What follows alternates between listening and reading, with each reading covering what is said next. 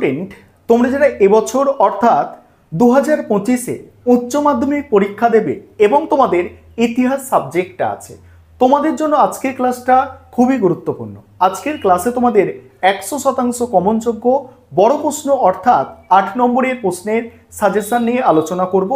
এছাড়া এই পরীক্ষার সময় যে কটা দিন বাকি আছে তোমরা কিভাবে পড়াশোনা করবে যাতে তোমরা মিনিমাম 80%-এর বেশি নম্বর পাও, সেই বিষয়টা নিয়েও আলোচনা করব। তোমাদের প্রথমেই তোমরা কোয়েশ্চেন প্যাটার্নটা দেখে নাও। কোয়েশ্চেন প্যাটার্ন অনুযায়ী এখন তোমাদের পড়াশোনা করতে হবে। দেখো, বড় প্রশ্ন তোমাদের 5টা অ্যান্সার করতে হবে। দেয়া থাকে কটা? দেয়া থাকে তোমাদের কিন্তু 8টা প্রশ্ন দেয়া থাকে, সেখানে 5টা প্রশ্নের অ্যান্সার করতে হবে। 8 নম্বরের প্রশ্ন অর্থাৎ বড় প্রশ্ন, ঠিক আছে? এবার কিভাবে বড় প্রশ্ন তৈরি করবে, বড় প্রশ্নের সাজেশন নিয়ে আজকে আলোচনা, সেটাই আসছি। এরপরে যেটা থাকে তোমাদের ছোট প্রশ্ন। ছোট প্রশ্ন খুবই গুরুত্বপূর্ণ তোমাদের জন্য, কারণ ছোট প্রশ্ন তোমাদের টোটাল 40 নম্বর, সেখানে 24টা এমসিকিউ, 16টা এসএকিউ, ঠিক আছে? টোটাল 40 নম্বর। এই 40 নম্বরের মধ্যে 30 পাওয়া খুব সহজ। 30 পাওয়া খুব সহজ। 40-এ 40 পেতে গেলে একটু বেশি পরিশ্রম করতে হবে, তবে 30-32 পাওয়া খুব সহজ। তার জন্য তোমাকে প্রিভিয়াস অর্থাৎ বিগত 6 বছরের প্রশ্নপত্র, ভালো করে শুনবে, বিগত 6 বছরের প্রশ্নপত্র সমাধান করো। বিগত 6 বছরের ইতিহাসের উচ্চ মাধ্যমিকের প্রশ্নপত্র সমাধান করলে তুমি মিনিমাম 30টা প্রশ্নপত্র কিন্তু কমন পেয়ে যাবে। তবে এই যে কথাটা আমি বলছি, এই কথাটা তোমরা মিলিয়ে দেখবে। গতবারের প্রশ্নপত্র তোমরা দেখবে, গতবারের প্রশ্নপত্র তোমাদের করতে হবে না, জানো ওই প্রশ্ন রিপিট হবে না। তা গতবারের প্রশ্নপত্রটা দেখবে এবং তার আগের 6টা বছরের প্রশ্নপত্র দেখো, দেখলেই তোমরা বুঝতে পারবে যে গতবারের যে প্রশ্নপত্রটা ছিল তার আগের 6টা বছরের যদি প্রশ্নপত্র দেখো, সেখানে দেখবে 30-32 নম্বরে তুমি কমন পেয়ে যাচ্ছ, ঠিক আছে? তাহলে ছোট প্রশ্নের জন্য যেটা করবে, বিগত বছরের প্রশ্নপত্রগুলো তোমরা সমাধান করবে। আর তোমরা যদি বলো যে আমি তোমাদের সমাধান করে দিই, তাহলে সেটাও করে দেবো। সেটা তোমাদের কতজন এটা দেখছো ভিডিওটা, কত শেয়ার করছো তার উপর নির্ভর করছে, কত ভিউজ আসছে তার উপর নির্ভর করছে। এবারে বড় প্রশ্নের সাজেশনটা শুনে নাও। তোমাদের পরীক্ষায় তোমরা জানো তোমাদের দুটো গ্রুপে প্রশ্ন হবে, গ্রুপ এ এবং গ্রুপ বি। গ্রুপ এ থেকে 4টে প্রশ্ন দেয়া থাকবে, গ্রুপ বি থেকে 4টে প্রশ্ন দেয়া থাকবে। বলা থাকবে প্রতিটা গ্রুপ থেকে অন্তত 2টো প্রশ্নের উত্তর করতে হবে, আর যে কোনো একটা গ্রুপ থেকে আরেকটা প্রশ্নের উত্তর করে তোমাকে 5টা প্রশ্ন কমপ্লিট করতে হবে। এবারে গ্রুপ এ থেকে যে প্রশ্নগুলো তোমরা করবে, খুব ভালো করে মনোযোগ সহকারে শোনো। দেখো, প্রথম প্রশ্ন, পেশাদারি ইতিহাস বলতে কি বোঝো? এর সঙ্গেই আছে অপেশাদারি ইতিহাসের সঙ্গে পেশাদারি ইতিহাসের পার্থক্য কি? মোস্ট ইম্পর্টেন্ট প্রশ্ন। এই প্রশ্নটা 2023 সাল, 2023 এবং 20 সালে এইচএস পরীক্ষায় এসেছে। পরের প্রশ্ন, মিথ। মিথ বলতে কি বোঝো? মিথ ও কিংবদন্তির মধ্যে পার্থক্য নির্দেশ করো। এটা 2023 সালে এসেছে।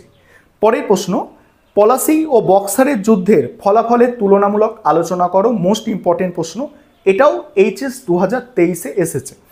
পরের প্রশ্ন, 4 নম্বর প্রশ্ন, নানকিং ও টিয়েনসিনের সন্ধির মূল শর্তগুলি আলোচনা করো। এই প্রশ্নটাও এইচএস 2023-এ এসেছে। পরের প্রশ্ন, মোস্ট ইম্পর্টেন্ট প্রশ্ন তোমাদের জন্য, একজন সমাজ সংস্কারক হিসাবে রাজা রামমোহন রায়ের অবদান আলোচনা করো। এই প্রশ্নটা 2023 সাল এবং 2019 সালে এইচএস পরীক্ষায় এসেছে। তারপরের প্রশ্ন, তারপরে জাদুঘর বলতে কি বোঝো? অতীত পুনর্গঠনে জাদুঘরের ভূমিকা আলোচনা করো। এই প্রশ্নটা দেখে রাখতে পারো, খুব একটা গুরুত্বপূর্ণ প্রশ্ন নয়, তবে একটু দেখে রাখতে পারো। পরের প্রশ্ন, চিরস্থায়ী বন্দোবস্তের প্রধান শর্তগুলি লেখো। ভারতের অর্থনীতিতে এর প্রভাব কী ছিল? এই প্রশ্নটাও খুব ভালো করে দেখবে, এটা 2022 সালে এসেছে। পরের প্রশ্ন, আলিগড় আন্দোলনের সংক্ষিপ্ত পরিচয় দাও। এই প্রশ্নটা একটু দেখে রাখতে পারো, খুব গুরুত্বপূর্ণ প্রশ্ন নয়, তবে এইচএস 2022-এ এই প্রশ্নটা পরীক্ষায় এসেছে। তারপরের প্রশ্ন, সাম্রাজ্যবাদ সম্পর্কে হবসন ও লেনিনের তত্ত্ব আলোচনা করো। এই প্রশ্নটা 2022-এ এসেছে। তোমাদের জন্য মোস্ট ইম্পর্টেন্ট প্রশ্ন। কি প্রশ্ন? সাম্রাজ্যবাদ সম্পর্কে হবসন ও লেনিনের তত্ত্ব আলোচনা করো। তোমরা কমেন্টে জানাবে, যদি তোমরা চাও এই সমস্ত প্রশ্নের অ্যান্সার আমি তোমাদের করিয়ে দেব। তোমরা আগে দেখবে চ্যানেলে আছে, আমি আগে করিয়েছি বিগত বছরগুলিতে, তোমাদের পরীক্ষার সময় আমি প্রশ্ন উত্তর করিয়েছি অনেক, সেগুলোও তোমরা দেখে নেবে এবং তোমরা যদি চাও আবারও আমি করাবো।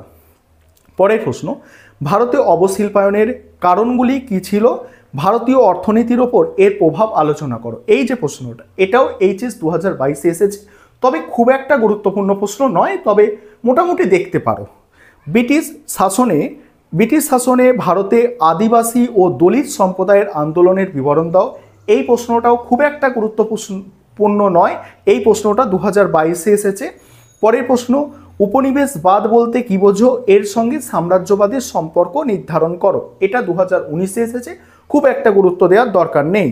পরের প্রশ্ন, ভারতে রেলপথ প্রবর্তনের উদ্দেশ্য ও প্রভাব আলোচনা করো। এটাও এইচএস 2019 এসেছে, খুব একটা গুরুত্ব দিতে হবে না, তবে যেগুলো গুরুত্বপূর্ণ আমি তোমাদের বলে দিয়েছি, ঠিক আছে। এবারে গ্রুপ বি প্রথম দিকে যেগুলো বলছি মোস্ট ইম্পর্টেন্ট প্রশ্ন, ভালো করে মনোযোগ সহকারে শোনো। প্রথম প্রশ্ন, মন্টেগু চেমসফোর্ড সংস্কার আইন সমালোচনামূলক আলোচনা বিশ্লেষণ করো। 2023 সালের প্রশ্ন। দ্বিতীয় প্রশ্ন, বাংলায় 1943 খ্রিস্টাব্দে দুর্ভিক্ষের কারণগুলি কী ছিল? এ ব্যাপারে ব্রিটিশ সরকারের কি ভূমিকা ছিল? মোস্ট ইম্পর্টেন্ট প্রশ্ন, 2023-এ এইচএস পরীক্ষায় এসেছে। পরের প্রশ্ন, ভারতের স্বাধীনতা সংগ্রামে সুভাষচন্দ্র বসুর অবদান পর্যালোচনা করো। মোস্ট ইম্পর্টেন্ট প্রশ্ন, 2023 এইচএস পরীক্ষায় এসেছে। পরের প্রশ্ন, সুয়েজ সংকটের কারণ ও ফলাফল আলোচনা করো। এইচএস 2023-এ এসেছে, মোস্ট ইম্পর্টেন্ট প্রশ্ন। পরের প্রশ্ন, বাংলাদেশের মুক্তিযুদ্ধের সংক্ষিপ্ত পরিচয় দাও। এই যুদ্ধে ভারতের ভূমিকা কী ছিল? 2023 এবং 2019-এ এসেছে এইচএসে, মোস্ট ইম্পর্টেন্ট প্রশ্ন। পরের প্রশ্ন, 1909 খ্রিস্টাব্দে মল্লেমিন্টো সংস্কার আইনের প্রধান বৈশিষ্ট্য ও গুরুত্ব আলোচনা করো। এটা কম গুরুত্বপূর্ণ, 2022-এ এসেছে। পরের প্রশ্ন, রাওলাট আইনের উদ্দেশ্য কী ছিল? গান্ধীজি কেন এর বিরোধিতা করেছিল? এটা এইচএস 2022 এসেছে, কম গুরুত্বপূর্ণ। পরের প্রশ্ন, কোন পরিস্থিতিতে মিরাট ষড়যন্ত্র মামলা শুরু হয়েছিল? এর ফলাফল কী ছিল? এটা এইচএস 2022-এ এসেছে, কম গুরুত্বপূর্ণ। পরে মোস্ট ইম্পর্টেন্ট প্রশ্ন আছে, হোচিমিনের নেতৃত্বে ভিয়েতনাম মুক্তিযুদ্ধের সংক্ষিপ্ত বিবরণ দাও। মোস্ট ইম্পর্টেন্ট প্রশ্ন তোমাদের জন্য, এইচএস 2022-এ এসেছে। পরের প্রশ্ন, 1942 খ্রিস্টাব্দে ভারত ছাড়ো আন্দোলন সম্পর্কে একটি নিবন্ধ লেখো। এটা 2020 এইচএসে এসেছে, তোমাদের জন্য মোস্ট ইম্পর্টেন্ট প্রশ্ন। এবারে আমি এই সাজেশনটা একবার স্ক্রিন রেকর্ডের মাধ্যমে তোমাদের দেখাবো, যাতে তোমরা প্রশ্নগুলো একটু দেখে নিতে পারো। চলো আমি স্ক্রিন রেকর্ডের মাধ্যমে প্রশ্নগুলো দেখাচ্ছি, তোমরা দেখে নাও। আর তোমরা অবশ্যই কমেন্টে জানাবে যে তোমাদের ক্লাস কেমন লাগলো এবং তোমরা এর উত্তরগুলো চাইছো কি না। তোমরা প্রশ্নগুলো একটু দেখে নাও, দেখো কিভাবে সাজানো হয়েছে। দেখো গ্রুপ এ তোমরা প্রথমে দেখতে পাচ্ছ, গ্রুপ এর ইম্পর্টেন্ট প্রশ্ন দেখতে পাচ্ছ, যেগুলো বেশি স্টার মানে বেশি গুরুত্বপূর্ণ। পাশে এইচএস এর সালগুলো উল্লেখ করা হয়েছে এবং এখানে দেখো যে প্রশ্ন রিপিট এসেছে, 22-এর প্রশ্ন রিপিট এসেছে, 24-এ কেটে দেওয়া হয়েছে। কিভাবে সাজানো হয়েছে দেখো 22-এর প্রশ্ন 19-এর প্রশ্ন 22-এ এসেছে, 22-এর প্রশ্ন 24-এ এসেছে, এইভাবে রিপিট প্রশ্নগুলোকে কিন্তু কেটে দেওয়া হয়েছে। অর্থাৎ তোমাদের আমি বোঝাতে চাইছি যে 23-এর প্রশ্ন তোমাদের আমি মোস্ট ইম্পর্টেন্ট কেন বলছি, কারণ এখান থেকে তোমরা অতি অবশ্যই কমন পেয়ে যাবে। দেখতেই পাচ্ছ তোমরা 22-এর প্রশ্ন 24-এ কমন এইচ, এখানে দেখে নাও সাজেশনটা সম্পূর্ণ দেখে নাও আর সঙ্গে থাকো। আর তোমাদের উত্তর যদি দরকার হয়, যদি মনে হয় যে অ্যান্সার আলোচনা করুন স্যার, প্রত্যেকটা প্রশ্নের অ্যান্সার তোমাদের পরীক্ষার আগে আমি একদম আলোচনা করে দেব, ঠিক আছে, ছোট প্রশ্ন সহ। তোমরা শুধু ভিডিওটাকে শেয়ার করবে এবং কমেন্টে জানাবে, তোমাদের মতামতটা কমেন্টে জানাবে যে স্যার আলোচনা করুন। তোমরা 100 জন বলো দেখি, তাহলে অবশ্যই আমি আলোচনা শুরু করে দেব।